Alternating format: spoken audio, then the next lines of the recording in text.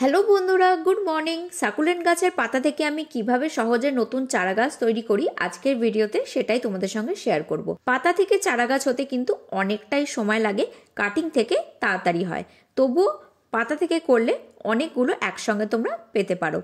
প্রথমেই আমি সাকুলেন্টের কিছু হেলদি দেখে পাতা গাছ থেকে ভেঙে নিয়েছি, দিয়ে সিন্ডার মিডিয়ার ওপর রেখে দিচ্ছি। এখানে কিন্তু কোনো রকম জল দিইনি, জল থাকলে পাতাগুলো পচে যেতে পারে। শুধুমাত্র আমি শুকনো সিন্ডারের ওপর পাতাগুলো সাজিয়ে পরপর রেখে দিচ্ছি।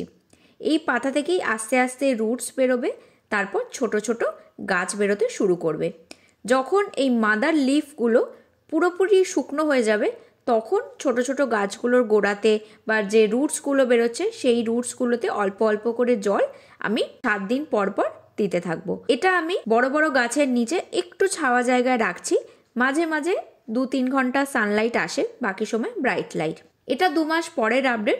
দেখতে পাচ্ছ বেশিরভাগ পাতা থেকেই ছোট ছোট গাছ বেরোচ্ছে, কিছু কিছু পাতা থেকে তো একের বেশি 2 কি 3টে করেও গাছ বেরোয়। এভাবে তোমরা করতে পারো।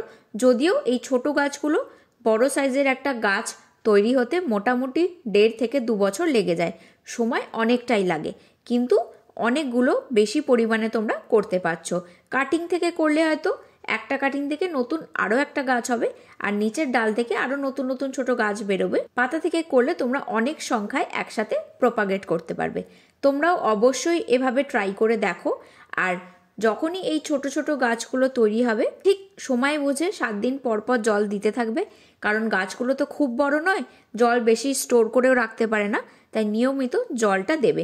যতক্ষণ মাদার লিফটা থাকছে জল দেওয়ার দরকার নেই, ওটা যখন শুকনো হয়ে যাবে তখনই তোমরা জল দিতে শুরু করবে। এভাবে ট্রাই করো, নিশ্চয়ই তোমরা সাকসেস পাবে। পরের ভিডিওতে খুব তাড়াতাড়ি দেখা হবে।